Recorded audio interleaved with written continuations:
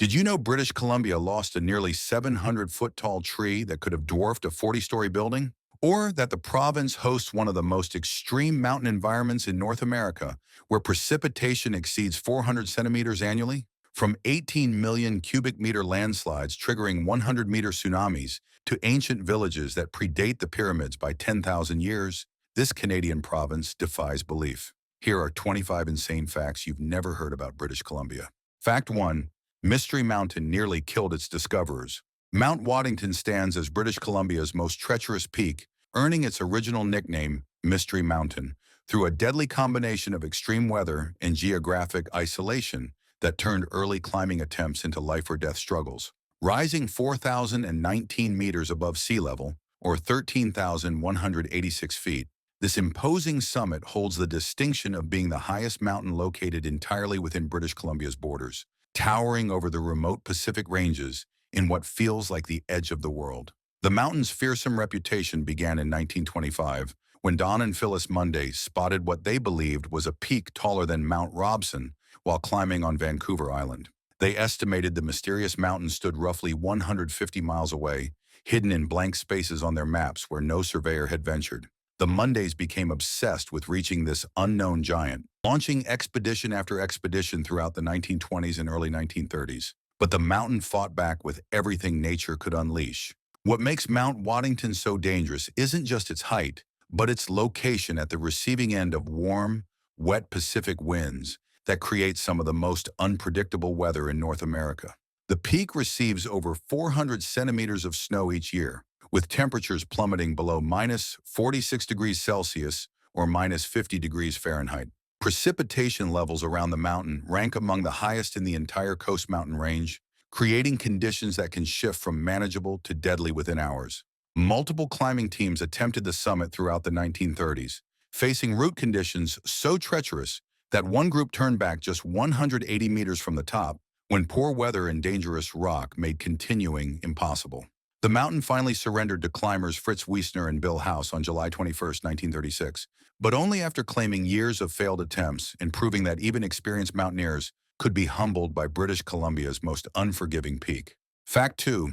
The Lynn Valley Giant that touched the clouds. In 1902, the Tremblay brothers felled what may have been one of the tallest trees ever recorded on Earth, a massive Coast Douglas fir that stood 126.5 meters tall, or 415 feet, in what is now part of metropolitan Vancouver's Lynn Valley. This ancient giant, known today as the Lynn Valley tree, measured an astounding 4 34 meters across at its base, which equals 14.2 feet in diameter, making it wider than most living rooms and tall enough to dwarf nearly every modern skyscraper. The tree had caught the attention of property owner Alfred John Nye because of what he described as its vast columnar trunk that towered above the surrounding forest like a natural monument. When Nye measured the fallen giant, he found it stretched 125 meters in length, with a remaining stump that stood 1.5 meters high, where the bark alone measured 34 centimeters thick. The sheer scale becomes even more remarkable when you consider that this Douglas fir had been growing for centuries in the dense old-growth forest that once covered the lower Fraser River Valley. Historical records show that the Lynn Valley tree wasn't alone in its impressive dimensions, as the surrounding forest contained other giants that have since vanished under the saw. A nearby Douglas fir contained 1,280 growth rings, indicating it had lived for over a millennium, while another fir in the same valley measured 107.3 meters tall before it too was harvested. The area where these giants once stood has been completely logged, leaving behind only the recorded measurements and a few historical accounts as evidence of what once stood there. Today, the entire old-growth forest that supported these massive trees has disappeared, transformed into the suburban neighborhoods and urban development that characterize modern Vancouver, making the Lynn Valley tree a reminder of the incredible forests that once dominated British Columbia's coastal regions. Fact 3. A sinkhole subdivision became a ghost town.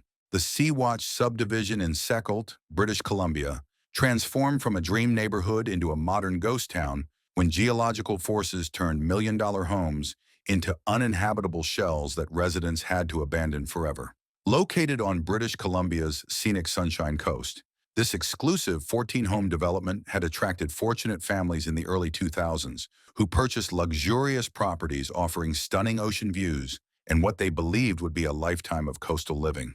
The nightmare began in 2012 when the first sinkholes started appearing throughout the subdivision, initially seeming like isolated incidents that might be manageable with proper repairs and geological assessments. However, the underground instability proved far more extensive than anyone had anticipated, with the sinkholes growing larger and more dangerous as the years progressed, eventually threatening the structural integrity of homes and the safety of residents who had invested their life savings in these properties. By 2019, the situation had deteriorated to the point where all remaining residents were forced to evacuate permanently, leaving behind their homes, belongings, and dreams of coastal retirement in what had become an increasingly hazardous environment. The subdivision that once housed 14 families with their million-dollar investments now stands completely empty, with nature slowly beginning to reclaim the abandoned streets and properties. The eerie transformation has attracted a new type of visitor to the area, as dark tourists now come to explore the ghostly remains of what was once a thriving residential community. These visitors wander through the deserted streets and peer into the windows of homes that still contain the personal belongings of families who had to leave everything behind, creating an unsettling snapshot of lives interrupted by forces beyond human control. The subdivision serves as a stark reminder of how quickly geological instability can transform a desirable neighborhood into an uninhabitable wasteland that must be permanently surrendered to nature.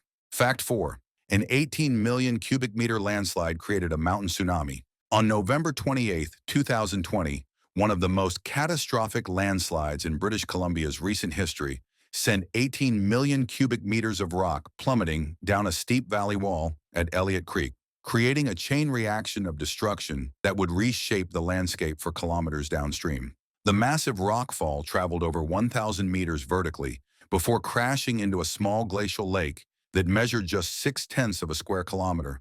But the impact generated forces so powerful that they sent a tsunami wall over 100 meters high, racing across the water's surface. This mountain tsunami represented far more than just displaced water, as the enormous wave carried enough energy to completely overtop the natural dam that had contained the glacial lake for centuries, sending torrents of water, rocks, and debris cascading down a 10-kilometer-long channel toward the ocean. The floodwater scoured the channel floor an additional 40 meters deeper than it had been before the event, essentially carving a new canyon through the landscape in a matter of hours and fundamentally altering the geography of the entire watershed. The ecological devastation proved equally dramatic, with the rushing water and debris completely destroying 8.5 kilometers of pristine salmon-spawning habitat that had supported fish populations for generations. The flood carried sediment and organic material all the way to a nearby fjord, where it created a sediment plume stretching over 60 kilometers and altered water temperature, chemistry, and turbidity for weeks after the initial event. Scientists studying the disaster noted that this type of landslide-triggered outburst flood has become increasingly common in British Columbia as climate change causes glaciers to retreat, leaving behind unstable rock faces and newly formed lakes that create perfect conditions for these devastating cascade events. The Elliott Creek landslide joined a growing list of similar disasters that demonstrate how rapidly changing mountain environments can unleash forces capable of reshaping entire valleys in a single day. Fact 5. BC broke a world record with a book tower. Russell Books in Victoria achieved something that perfectly captures the quirky spirit of record-breaking when they constructed the world's tallest tower made entirely of Guinness World Records books on November 14, 2019, reaching an impressive height of 6 meters or 19 feet and 8.22 inches. This towering achievement required approximately 1,000 individual copies of the famous annual publication, with editions spanning from 1967 all the way to 2020, creating a timeline of record-breaking history that stretched skyward in the heart of British Columbia's capital city. The construction process proved far more challenging than simply stacking books, as the team spent 5 painstaking hours carefully balancing each volume to ensure the tower remained stable, while reaching toward the official measurement that would earn them a place in the very book they were using to build their record. Victoria's Russell Books, already known as one of Canada's largest independent bookstores, had accumulated this massive collection of Guinness World Records annuals over decades of operation, making them uniquely positioned to attempt such an unusual feat.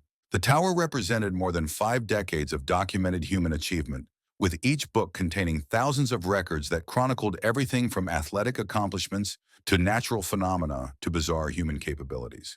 The weight of all those volumes, combined with the precision required to maintain structural integrity at such heights, meant that every placement had to be calculated carefully to prevent the entire structure from toppling over before official measurements could be taken.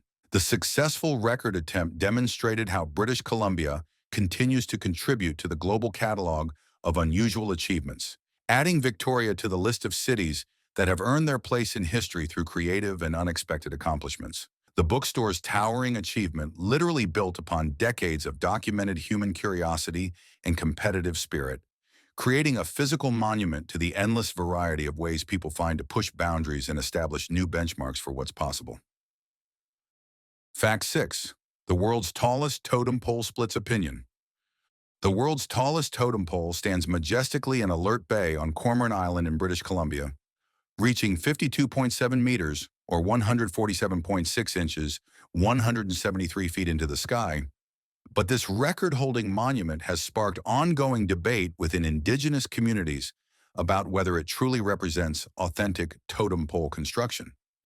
The massive structure was carved in the late 1960s by a skilled team of sculptors led by Jimmy Dick, though it wasn't actually erected until 1973, when the community finally had the resources and equipment necessary to raise such an enormous wooden creation. The controversy surrounding this towering achievement stems from the fact that the pole comprises two separate tree trunks that were spliced together, with the main section measuring 49.6 meters and a smaller top section adding 3 additional meters to reach the record-breaking height.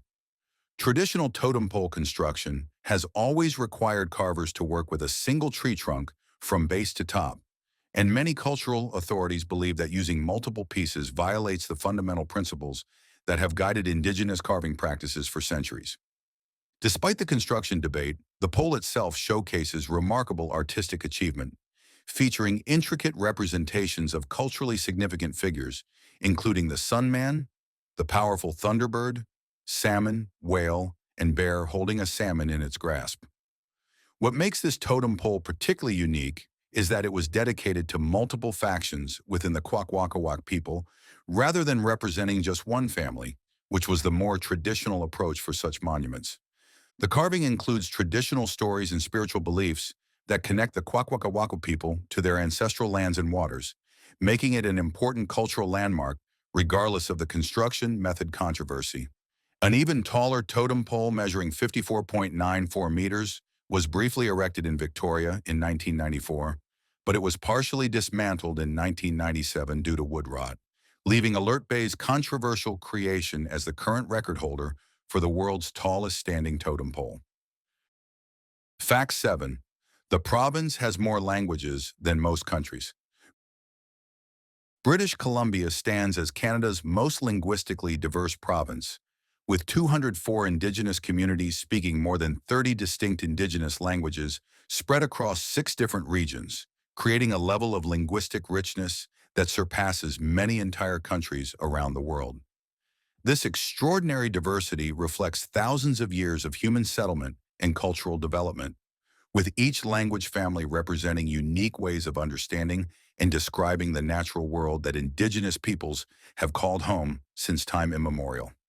The 6 regions of British Columbia each host different language groups that have evolved to reflect their specific environments and cultural practices. From the coastal peoples who develop vocabularies rich in marine terminology to the interior nations, whose languages contain detailed knowledge of mountain and forest ecosystems. These languages include major families such as the Coast Salish languages, spoken by groups like the Squamish and Musqueam, the Kwakwala language of the Kwakwaka'wakw people, and the various interior Salish languages, including Secwepemc and Nlaka'pamux. Many of these languages contain knowledge systems that have no equivalent in English or other European languages, including detailed terminology for seasonal changes, specific types of salmon runs, medicinal plant preparations, and spiritual concepts that connect speakers directly to their ancestral territories. The Haida language spoken on Haida Gwaii, for example, contains vocabulary that describes ocean conditions and weather patterns with precision that reflects thousands of years of maritime expertise. Each language represents far more than just a communication system, as indigenous languages carry within their structure and vocabulary the accumulated wisdom of countless generations who developed sustainable relationships with British Columbia's diverse landscapes. The preservation and revitalization of these languages has become a priority for many communities, as speakers work to ensure that children can continue to access the cultural knowledge and worldviews that these languages contain, maintaining connections to ancestral teachings that have guided indigenous peoples through millennia of life in this region. Fact 8. A once in 1,300-year rogue wave hit BC's coast. On November 17, 2020, scientific monitoring equipment positioned 7 kilometers off the coast of Ucluelet on Vancouver Island recorded what researchers now consider the most extreme rogue wave ever documented in human history, a towering wall of water that reached 17.6 meters high, or roughly 57 feet from trough to crest. This massive wave appeared seemingly out of nowhere in the middle of the Pacific Ocean, rising nearly 3 times higher than the surrounding waves that were rolling through the area at the time, creating a phenomenon so rare that scientists calculate it should occur only once every 1,300 years. The wave was captured by Marine Lab's sensor buoys that continuously monitor ocean conditions off British Columbia's coast, providing researchers with precise measurements that confirm the extraordinary nature of this oceanic anomaly. What made this rogue wave particularly remarkable was not just its height, but the fact that it emerged from relatively normal sea conditions, demonstrating how the ocean can generate these monster waves through the complex interaction of wind, currents, and existing wave patterns that scientists are still working to fully understand. University of Victoria researcher Johannes Gemrich noted that while a few rogue waves had been directly observed in high sea states before, nothing of this magnitude had ever been properly recorded and measured with scientific instruments. The wave's height would have been sufficient to overtop a 4-story building, and its sudden appearance in otherwise manageable conditions highlighted the unpredictable dangers that can emerge from the ocean with little warning. Fortunately, no ships were in the immediate vicinity when this oceanic giant passed through the monitoring area, as such a wave could easily overwhelm most vessels and cause catastrophic damage or loss of life. The event added crucial data to scientists' understanding of rogue wave formation and behavior, contributing to research that may eventually help predict when and where these rare but potentially deadly ocean phenomena might occur. Fact 9. Ancient footprints predate the pyramids by 9,000 years. Archaeological researchers on Calvert Island in British Columbia have confirmed the discovery of at least 29 human footprints that date back 13,000 years, making them the earliest known footprints ever found in North America and placing them nearly 9,000 years before the construction of the Great Pyramid of Giza. These remarkably preserved impressions were left by bare feet in what appears to have been soft sediment near the coastline, creating a snapshot of human activity from the end of the last ice age when the landscape and climate of the region looked dramatically different from today. Lead researcher Duncan McLaren first reported 12 individual footprints in 2015, but continued excavation revealed additional prints that come in at least 3 different shapes and sizes, indicating the presence of at least 1 child and 2 adults who were active in the area thousands of years ago. What makes these footprints particularly intriguing is that they don't appear to follow any kind of pathway or travel route, but instead seem to show people who had gathered around a central focal point, most likely a fire pit or hearth, where the group was engaged in some kind of communal activity. The positioning of the prints suggests that these ancient people were standing with their feet slightly apart, facing inland rather than toward the ocean, with some prints showing left and right feet side by side, as if the individuals were stationary for extended periods rather than simply passing through the area. Fossilized footprints are extremely rare finds in archaeological sites, making this discovery particularly valuable for understanding how early humans used coastal environments during a time when much of North America was still covered by glacial ice. The footprints were discovered below the surface in an area where researchers believed they might find Ice Age sediments alongside archaeological remains, and their preservation in this coastal location adds important evidence to theories suggesting that people using watercraft were able to thrive along the Pacific coast of Canada at the end of the last ice age. Fact 10. A 14,000-year-old village rewrites history. Triquet Island, a small piece of land off British Columbia's central coast, has yielded archaeological evidence that fundamentally challenges traditional theories about when and how humans first arrived in North America, with radiocarbon dating of ancient hearth charcoal confirming continuous human occupation stretching back 14,000 years. This remarkable discovery makes the site one of the oldest repeatedly occupied settlements ever found in North America, predating the Great Pyramid of Giza by approximately 10,000 years, and providing concrete evidence that indigenous peoples were thriving along the Pacific coast during the height of the last ice age. The archaeological team, supported by the Hakai Institute and working closely with the Haltsuk Nation, spent weeks meticulously excavating over 5 cubic meters of sediment by hand, carefully documenting every artifact and bone fragment according to the exact layer where it was discovered. At a depth of 2.5 meters below the surface, researchers uncovered a pile of stone tools scattered around a large boulder that had served as an anvil stone, where ancient toolmakers had crafted sharp implements by striking smaller rocks against this hard surface thousands of years ago. The discovery holds profound significance for the Haltsuk Nation, whose oral histories have always maintained that their ancestors never left this region, even during the Ice Age when much of North America remained under glacial ice. William Husty, a member of the Haltsuk Resource Management Department, explained that their traditional stories speak of a strip of land in that exact area that never froze during the Ice Age, serving as a place where their ancestors gathered for survival during the harshest climatic conditions. This archaeological evidence strongly supports the coastal migration theory, which suggests that early peoples traveled along the Pacific coastline rather than through inland ice corridors, demonstrating that the coast provided sufficient resources and habitable conditions for human communities to establish permanent settlements even during periods of extreme climate change. Fact 11. The province is basically one giant kelp forest. British Columbia's coastline represents one of the most extensive kelp forest ecosystems on Earth, with a shoreline so intricate and expansive that if you could somehow stretch it out in a straight line, it would extend 25,725 kilometers, or 15,985 miles, creating enough coastal habitat to circle more than half the planet. This remarkable coastline includes the jagged outer coast of Vancouver Island, facing the open Pacific, plus an incredibly complex web of narrow waterways, straits, and passages that wind between thousands of islands from the Salish Sea all the way north to Haida Gwaii, with deep fjords penetrating far inland along the mainland coast. Most of this vast coastal area provides perfect conditions for bull kelp forests, which thrive in the cold, nutrient-rich Pacific waters that surge and flow around British Columbia's rocky shores, creating underwater forests so massive and dense that they can be clearly seen from satellites orbiting hundreds of kilometers above the Earth.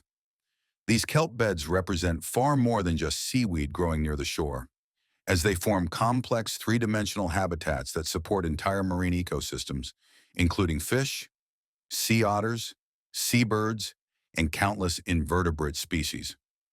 The historical extent of these kelp forests has been documented through an unusual source: British Admiralty charts created between 1858 and 1956, which meticulously recorded kelp locations as navigational hazards for ships traveling along the coast. These detailed maritime charts reveal that many of the kelp beds visible today have persisted in the same locations for over 150 years, demonstrating the stability and longevity of these underwater forests when environmental conditions remain favorable. The magnitude of British Columbia's kelp forest habitat becomes even more impressive when you consider that this represents just one province's contribution to the global kelp ecosystem, highlighting how the complex geography created by ancient glacial activity has provided ideal conditions for these marine forests to flourish along one of the world's most spectacular coastlines. Fact 12. Spiral tunnels let trains chase their own tails. The Canadian Pacific Railway's spiral tunnels, completed in 1909 through the treacherous terrain of Kicking Horse Pass in British Columbia, Colombia, represent one of the most ingenious engineering solutions ever devised to help trains navigate steep mountain grades that would otherwise be impossible to climb safely. These remarkable tunnels were built to replace an earlier section of track, known as the Big Hill, where trains had struggled with gradients so steep that runaway cars and derailments were constant threats to both cargo and crew members working along this vital transportation route. The engineering brilliance of the spiral tunnels becomes apparent when you witness a long freight train approaching the entrance to one of these curved underground passages, as the locomotive and front cars disappear into the mountain while the rear cars are still visible on the tracks outside, creating the surreal spectacle of a train that appears to be chasing its own tail as it winds through the carefully designed spiral route inside the mountain. This visual phenomenon occurs because the tunnels follow a helical path that allows trains to gain or lose elevation gradually while traveling a much longer distance through the mountain than would be possible with a straight tunnel. The two main spiral tunnels burrow through Cathedral Mountain and Mount Ogden, with the track making complete loops inside each mountain to manage the dramatic elevation changes over relatively short horizontal distances. When a particularly long freight train carrying goods to Vancouver's harbor enters these tunnels, observers can stand at the designated viewing areas and watch the remarkable sight of the train's engine emerging from the tunnel exit while the caboose hasn't yet reached the tunnel entrance. These tunnels remain a crucial part of Canada's transcontinental railway system, allowing heavy freight trains to navigate the Rocky Mountains safely while carrying the export goods that are vital to the country's economy, and they continue to serve as a testament to the ingenuity of early 20th century engineers who found creative solutions to seemingly impossible geographical challenges. Fact 13. Canada's highest suspension bridge hangs 426 feet high. Golden Sky Bridge in British Columbia holds the distinction of featuring Canada's highest suspension bridges, suspended 426 feet or 130 meters above an expansive canyon that cuts through the Columbia Valley, creating a walking experience so elevated that visitors often find themselves literally moving through low-hanging clouds as they cross from one side to the other. Located near the town of Golden, this engineering marvel takes advantage of the dramatic topography created by ancient geological forces that carve deep valleys between the towering Rocky Mountains to the east and the Purcell Mountains to the west. The bridge system consists of multiple suspension spans that allow visitors to walk across the canyon while taking in panoramic views that stretch for miles in every direction, encompassing some of the most spectacular mountain scenery in the Canadian Rockies. The height of these bridges means that visitors often experience changing weather conditions as they walk across, with clear skies at the starting point, sometimes giving way to misty conditions in the middle of the span, where low clouds frequently drift through the canyon and temporarily surround the bridge structure. The incredible elevation provides unobstructed sightlines across the Columbia Valley, where visitors can see the contrast between the sharp, snow-capped peaks of the Rocky Mountains and the more rounded summits of the Purcells, with the winding Columbia River visible far below as it makes its way through the valley floor. The bridge experience goes beyond just crossing the canyon, as the facility includes additional attractions like zip lines and mountain coasters that take advantage of the dramatic terrain. The engineering required to build suspension bridges at this height presented significant challenges, as construction crews had to work in an environment where weather conditions can change rapidly and wind patterns are affected by the surrounding mountain peaks, making Golden Sky Bridge not just a tourist attraction, but also a testament to modern engineering capabilities in extreme mountain environments. Fact 14. The province produces half of Canada's critical minerals. British Columbia stands as a powerhouse in Canada's mining sector, producing or having the potential to produce over half of all the critical minerals that have been identified across the entire country, while also claiming the title of Canada's largest copper producer and its only source of molybdenum, a rare metal essential for strengthening steel and creating high-tech alloys.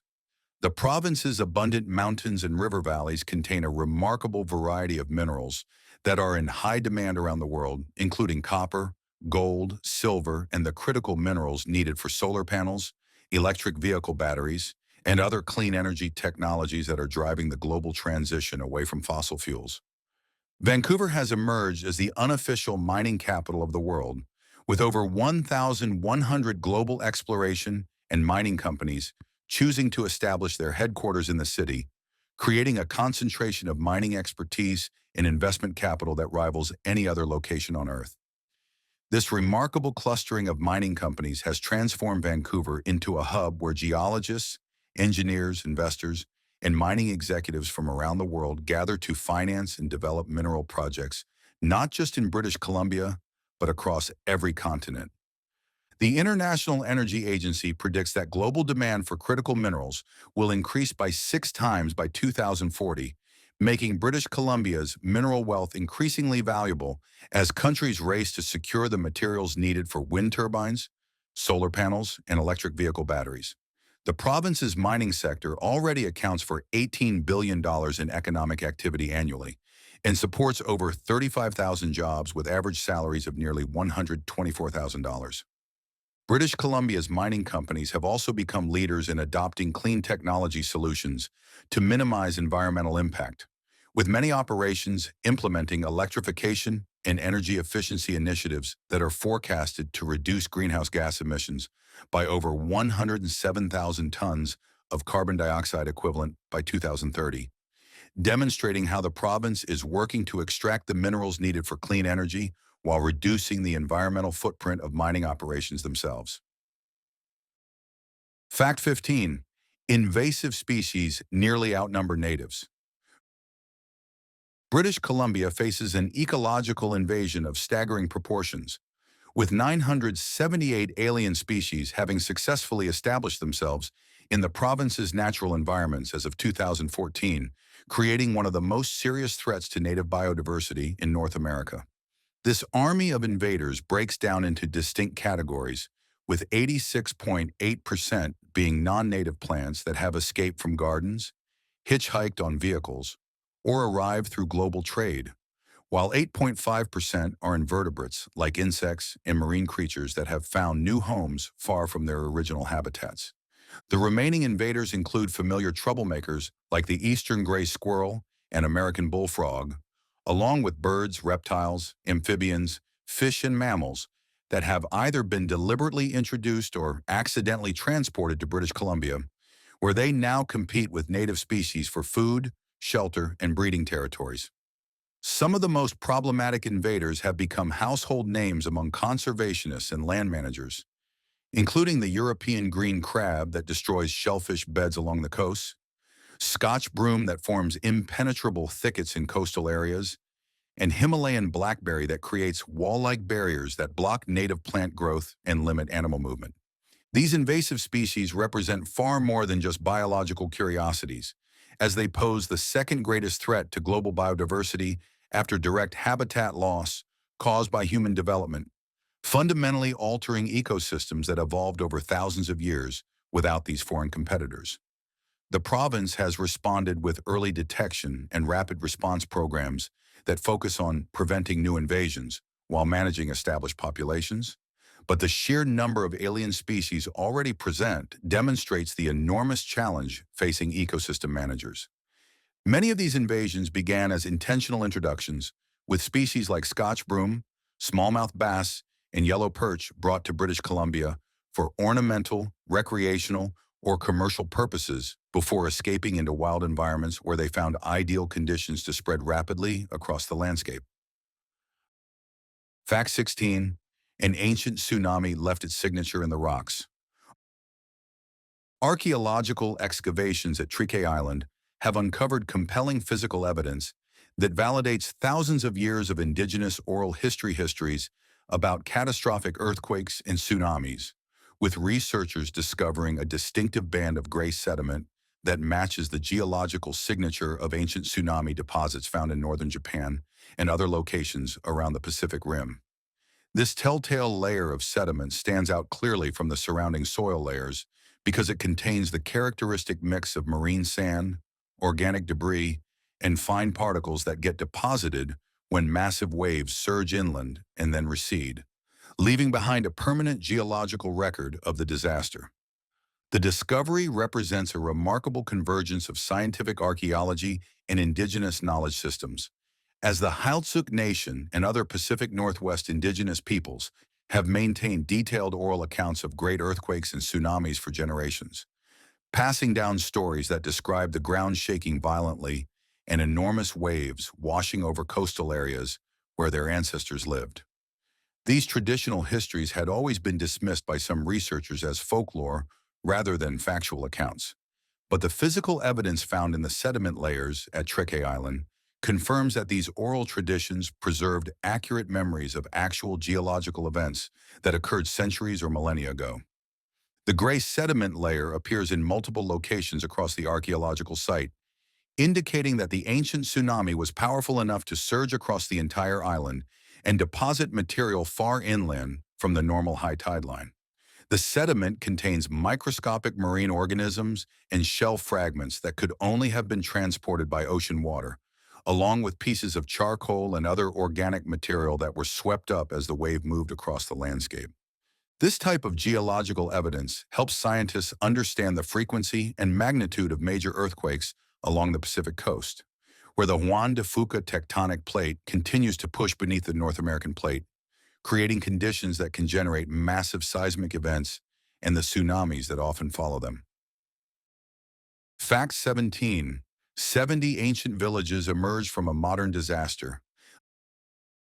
A devastating landslide along the Chilcotin River in 2024 inadvertently led to one of the most significant archaeological discoveries in British Columbia's history, as emergency response teams conducting damage assessments uncovered 70 previously unknown Sequapem sites that span 4,000 years of continuous indigenous occupation in the region. The Williams Lake First Nation and the Escatem First Nation launched an extensive cultural heritage study to identify and protect archaeological sites that might have been affected by the landslide. But their investigation revealed far more than anyone had expected to find in this remote area of the province's interior. The archaeological survey identified 31 pre-contact villages that had been completely unknown to researchers, along with 7 sites containing sacred features such as burial grounds, ceremonial caves, and ancient rock art that provided direct connections to Sequapem spiritual and cultural practices. The discoveries included the remains of houses that had been built thousands of years ago, offering new insights into how the Sequapem people constructed their dwellings and organized their communities along the river corridors that served as highways through the mountainous landscape. The landslide had caused extensive damage to several known Sequapem's village sites, including Tequelups at the confluence of the Chilcotin and Fraser rivers, along with Nexelp and Quemescans village near Farwell Canyon, which had long been documented in archaeological and ethnographic records as important centers of indigenous life. However, the newly discovered sites revealed that Sequapem civilization had been far more extensive and complex than previously understood, with settlements distributed throughout the region rather than concentrated in just a few major villages. The Sequapem people had built an extraordinarily successful civilization in this challenging mountain environment, developing sustainable communities that thrived for millennia until they were devastated by smallpox epidemics in the 1860s, leaving behind archaeological evidence that is now helping researchers understand the true scope of indigenous achievement in Western Canada. Fact 18. The potlatch ban criminalized indigenous culture. From 1884 to 1951, the Canadian government criminalized one of the most fundamental aspects of Indigenous life in British Columbia by banning potlatch ceremonies, making it illegal for First Nations peoples to practice the cultural and spiritual traditions that had been central to their communities for thousands of years. The potlatch represented far more than just a celebration or social gathering, as these ceremonies served as the foundation for Indigenous governance, law, spirituality, and cultural transmission, where families would gather to give names to children, announce births, conduct marriages, mourn the loss of loved ones, and pass on rights and privileges from chiefs to their heirs. The ban was formalized in Section 3 of the Indian Act on April 19, 1884, which declared that every indigenous person or other individual who engaged in or assisted in celebrating the potlatch or participated in the related Tamanawa's dance would be guilty of a misdemeanor and face imprisonment for a term of not more than 6 months and not less than 2 months in jail or other places of confinement. This harsh legal framework was designed to force indigenous peoples to abandon their traditional ways of life and adopt what government officials and missionaries considered more appropriate Christian and capitalist values. The devastating impact of this law extended far beyond the loss of individual ceremonies, as the potlatch system had been the mechanism through which indigenous communities maintained their social structures, resolved disputes, redistributed wealth, and preserved their languages and oral histories. Many First Nations communities were forced to choose between continuing their cultural practices in secret, risking imprisonment and persecution, or abandoning traditions that had sustained their ancestors for countless generations. The potlatch ban remained in effect for 67 years until it was finally repealed in 1951. But the damage to indigenous cultural continuity had already been severe, with many traditions lost or disrupted during the decades when practicing them could result in jail time. Fact 19. Sea otters are ecological ecosystem engineers. Sea otters represent one of the most remarkable conservation success stories in British Columbia's history, transforming from a completely extinct species to a thriving population that now serves as a powerful example of how a single animal can reshape entire marine ecosystems. After the last sea otter was shot off Vancouver Island in 1929, ending centuries of intensive hunting for their valuable fur, the coastal waters of British Columbia experienced dramatic ecological changes as sea urchin populations exploded without their primary predator to keep them in check. The reintroduction effort began between 1969 and 1972, when concerns about impending nuclear tests in the Aleutian Islands prompted wildlife managers to relocate 89 sea otters from both Amchitka Island and Prince William Sound to Cheklisset Bay on the west coast of Vancouver Island.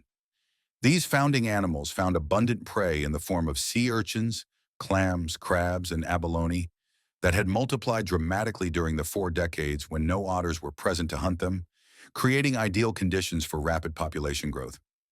The relocated otters initially expanded at a remarkable rate of 20% per year, later slowing to 8.7% annually as they spread along the complex coastline and established new colonies throughout their former range. Today, approximately 8,000 sea otters inhabit 33 to 50% of their historic range along British Columbia's extensive coastline, and their ecological impact extends far beyond their own survival, as they have become what scientists call ecosystem engineers. By controlling sea urchin populations through their voracious appetites, sea otters have allowed kelp forests to recover and flourish in areas where these underwater ecosystems had been devastated by urchin grazing. The return of healthy kelp forests has created habitat for countless other species, demonstrating how the recovery of a single predator can trigger a cascade of positive ecological changes that restore the balance of entire marine communities. Fact 20. Mining started before the gold rush. British Columbia's mining industry traces its roots back more than 150 years, but the province's mineral wealth was being extracted well before the famous 1850s gold rush that captured international attention and brought thousands of prospectors streaming into the region in search of fortune. Coal and gold mining operations were already underway in various locations throughout the province, with early miners working smaller deposits and local operations that laid the groundwork for what would eventually become one of Canada's most important resource industries. The signing of the Oregon Treaty in 1846 opened up boundary country and triggered massive growth in mining exploration throughout British Columbia, as prospectors and mining companies gained access to previously unexplored mountain ranges and river valleys that contained remarkable mineral wealth. While gold dominated the headlines and captured public imagination during the rush years, silver discoveries in the Kootenays during the late 1800s proved equally valuable, and the industry continued to diversify as miners uncovered deposits of copper, lead, zinc, and other metals that would sustain mining communities for generations. Today's mining sector represents a dramatic transformation from those early pick and shovel operations, as modern British Columbia mining generates $18 billion in economic activity annually, while supporting over 35,000 jobs that pay an average salary of $124,000. The industry has evolved from individual prospectors panning for gold in remote streams to sophisticated operations that use advanced technology to extract critical minerals needed for clean energy technologies, electric vehicles, and modern electronics. British Columbia now ranks as Canada's leading province for mineral production value, with 17 operating mines and 2 smelters that process everything from copper and molybdenum to precious metals and industrial minerals. The province's mining companies spend nearly $3 billion annually on goods and services from over 215 communities throughout British Columbia, demonstrating how this historic industry continues to drive economic development across the province. Fact 21. Fact omitted due to accuracy concerns. Fact 22. Fjords carved by glaciers penetrate deep inland. British Columbia's coastline showcases some of the most dramatic fjords in the world, with dozens of these glacially carved waterways penetrating deep inland and creating underwater canyons that can plunge 200 to 500 meters below the surface, making them deeper than many skyscrapers are tall. These spectacular fjords were carved over millions of years by massive glaciers that advanced and retreated during successive ice ages, grinding through solid rock and carving U-shaped valleys that later filled with seawater when the glaciers melted and ocean levels rose. The unique geography of these fjords creates extraordinary marine environments because they're separated by underwater ridges called sills that act like natural dams, preventing different layers of water from mixing freely and creating distinct zones with varying temperatures, salinity levels, and oxygen content. The deeper basins within each fjord can contain water that remains isolated for years or even decades, while the shallower water near the surface exchanges more readily with the open ocean, resulting in layered ecosystems that support different types of marine life at various depths. Famous fjords like Knight Inlet, Butte Inlet, and the network of waterways around the Broughton Archipelago extend for dozens of kilometers inland from the Pacific Ocean, creating sheltered marine highways that have served as transportation routes for indigenous peoples for thousands of years, and continue to provide protected passages for boats and marine wildlife today. The steep walls of these fjords often rise directly from deep water to heights of over 1,000 meters, creating some of the most dramatic coastal scenery in North America. These fjord systems also serve as crucial habitat for marine mammals like orcas and dolphins, which use the deep channels as travel corridors, while the varied water conditions support everything from cold water corals in the depths to salmon runs in the surface waters, making British Columbia's fjords among the most biologically productive and visually stunning coastal environments anywhere in the world. Fact 23. The 2020 heat dome broke all records. During late June and early July of 2020, British Columbia experienced what meteorologists described as a once-in-1,000 years heat dome event that shattered temperature records across the Pacific Northwest and became the deadliest weather disaster in Canadian history, claiming the lives of at least 595 people in the province alone. This unprecedented heat wave was caused by a massive high-pressure system that trapped hot air over the region like a lid on a pot, preventing the normal cooling that occurs when hot air rises and is replaced by cooler air from surrounding areas. The extreme temperatures reached levels that seemed almost impossible for a region known for its mild, temperate climate, with some communities recording temperatures above 40 degrees Celsius or over 100 degrees Fahrenheit for multiple consecutive days, creating conditions that overwhelmed air conditioning systems, strained electrical grids, and made it dangerous for people to remain outdoors for extended periods. Many of the victims were elderly residents living in apartments and homes without adequate cooling systems, as British Columbia's normally moderate summers had never required the kind of intensive air conditioning infrastructure found in hotter climates. The heat dome's impact extended far beyond the immediate human tragedy, as the extreme temperatures dried out forests, grasslands, and vegetation, to tinder-dry conditions that created perfect fuel for wildfires throughout the province. The combination of record-breaking heat, low humidity, and strong winds turned British Columbia's landscapes into a fire-prone environment where even small sparks could ignite massive blazes that spread rapidly across thousands of acres. This catastrophic weather event demonstrated how climate change can create conditions that exceed anything in recorded history, forcing communities throughout British Columbia to recognize that their infrastructure, emergency response systems, and daily preparations needed to account for weather extremes that had previously been considered impossible in this region of Canada. Fact 24. Over 57,000 archaeological sites dot the province. British Columbia contains an extraordinary concentration of archaeological treasures, with over 57,000 known archaeological sites and 7,000 historic places documented throughout the province, creating a total of more than 64,000 heritage sites that make this region one of the richest archaeological areas in all of North America. This remarkable density of historical sites reflects thousands of years of continuous human occupation, with an astounding 90% of these locations representing First Nations heritage that spans from recent historical times all the way back to over 14,000 years ago.